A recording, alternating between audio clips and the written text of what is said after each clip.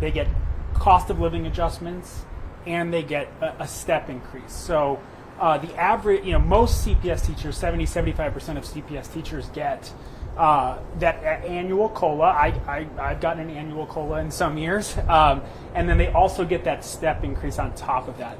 Our highest paid teachers who are making more than $100,000 a year beyond step 14, some of those teachers, they still get their COLA, but they don't get the annual step increase. CTU has asked for $30 million in additional step increases.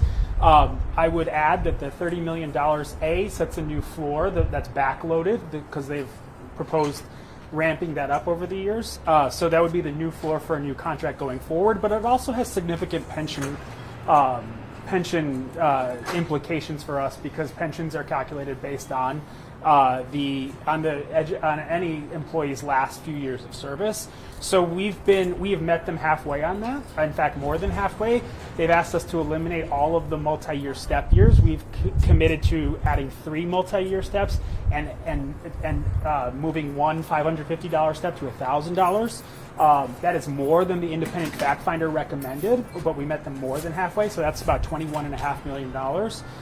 And then to even meet them further, we added an additional $9 million for pay that address some of the key issues that they've been asking about: stipends for national board certified teachers, stipends for clinicians, and additional incentives for some of their substitute teachers. They rejected that offer this morning, fair to say. And so we're still trying to work through how to meet their needs.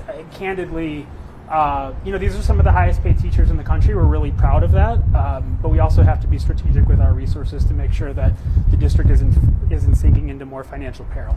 Ben, can you give us a sense? Do you think you can land the deal on Monday when you guys come back to negotiate? It's really dependent. Yeah, I'm just trying to get some sense. Right. We are coming every time with the hope that we'll land the deal. Let me just say this. We were here yesterday, we're here today, we'll continue to be here. The discussion is how much of a compromise both sides need to make, right? And we have been very clear on what are the things that we will compromise, like we're increasing financial incentives, we're increasing some options, and what are the things that we're not necessarily so comfortable compromising, such as things that impact students and impact services in our schools, so we can continue to see the growth that our students deserve.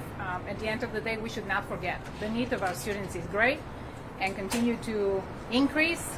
We are serving students, increasing number of students with disabilities, English learners, and also our students need a lot of academic support to continue to grow.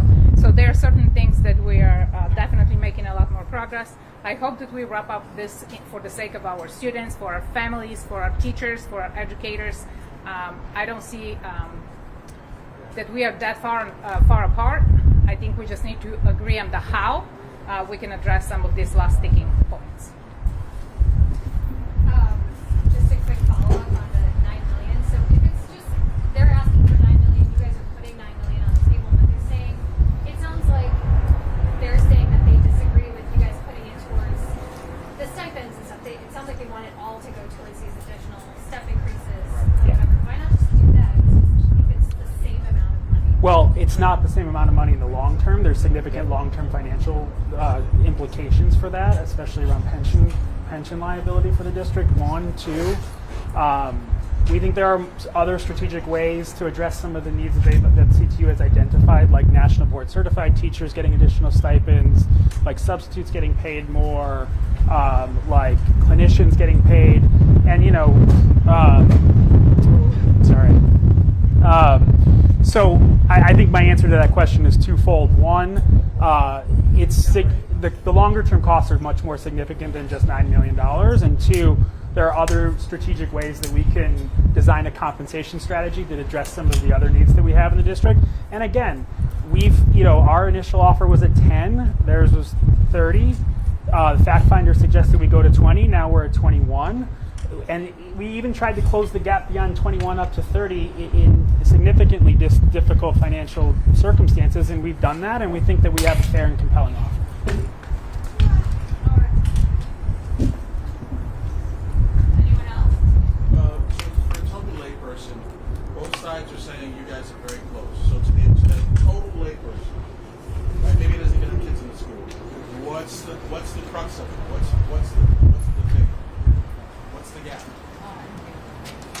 All right, so this is the quick Miguel Peretta, Chief Labor Relations Officer for the district. So here's the recap. We're not $9 million apart. We actually have the same budget. It's just how we structure that budget. That's what's in dispute. Does the $9 million go to STEPS, or does it go to address other priorities of the district and of CTUs? The other one is, are we far apart on elementary planning time? We're not. They asked for an additional 20 minutes. We provided a path to 20 additional minutes per day for our elementary school teachers. What's in dispute is how those 20 minutes are structured within the day.